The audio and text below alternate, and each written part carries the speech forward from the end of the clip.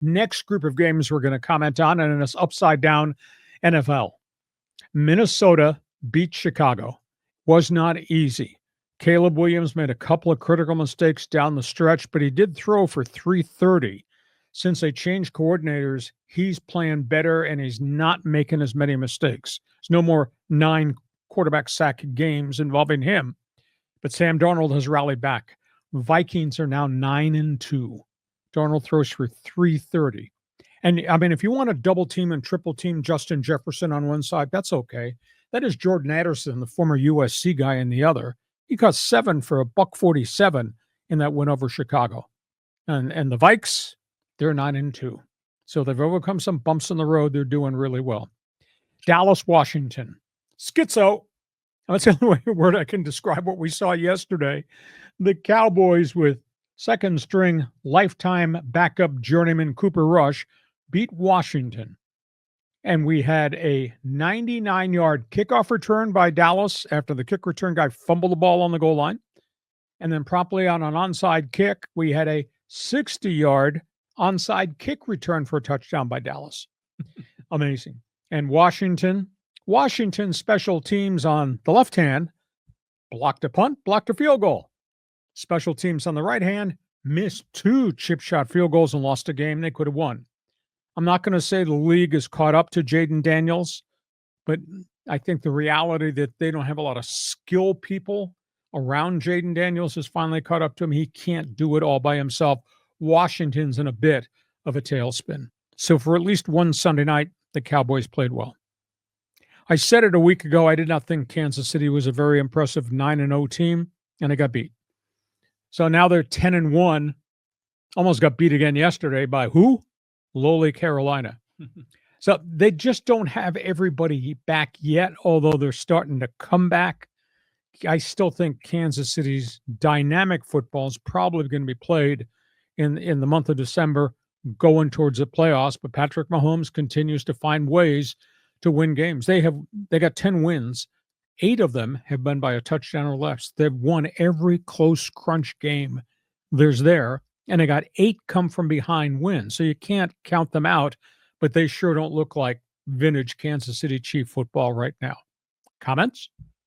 Yeah, I was watching the post game, on I think it was the CBS broadcast, and they were talking about how Bryce Young has taken a step forward. And I think that's a legit point. I mean, that was a number 1 overall draft pick, and he has just been struggling. I mean, do you think he has a future in the NFL? They say he has a future, and he's going to stay as the starting quarterback. He looks a lot more composed now than he did before. They have a new offensive coordinator. Maybe that's got something to do with it. Maybe Dave Canales is growing in to the head coaching job. I still don't think they got enough firepower around him. They got 1 running back, 1 or 2 receivers. None of those guys getting a Pro Bowl vote. So it's just a growth process. But when we saw him early in the season, they were miserable. At one point, his record was 2-17 as a starter, and they benched him. Now, he's put together 3 pretty decent performances in a row since the backup Andy Dalton got hurt. So it's a growth process. But you're on a bad team. You need more players on that bad team. Carolina's going to have another high first-round draft pick to add more players to a bad football team. Yeah, the other 2 games, they're so loving the success of Kevin O'Connell. I wish him the best. The Washington Dallas Cowboys game was something. Schizo. Now, it's totally schizo. Now, Jaden Daniels should have won that game. I mean, if their kicker makes those point afters, then they win it.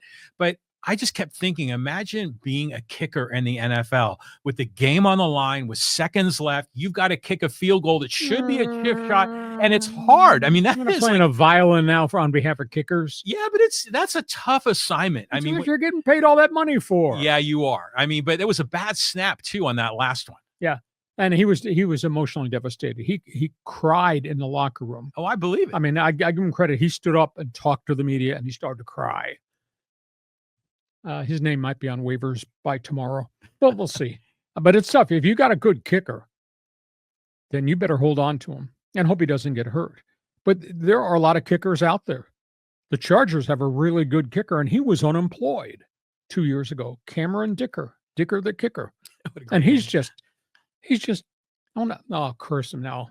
I'm going to say he's money. I'll put the curse on him. Yeah, you did. Thank you. But he's money. you can find them, and then you got to work with them and coach them up. But these guys go to academies. Former kickers have started teaching schools. They primarily work with college kids and high school kids. Carolina's got a good kicker. His name is Young Kim. He was with the Chargers Oh initially. yeah, I remember him. And he was booting them all over the place. He got cut. And now he got hooked up with former Charger kicker John Carney. This guy's a Pro Bowler now in Carolina with the Panthers. Good for him. So you can coach them up. You can work with them. You can help them mentally. You can obviously help their mechanics physically. So we'll see if Washington stays with who they are. But when you play so hard and your kicker misses 2 chip shots, ooh, that's hard. Bring me Garrow, your premium. Yeah. So that's where we are, all things NFL. One other item.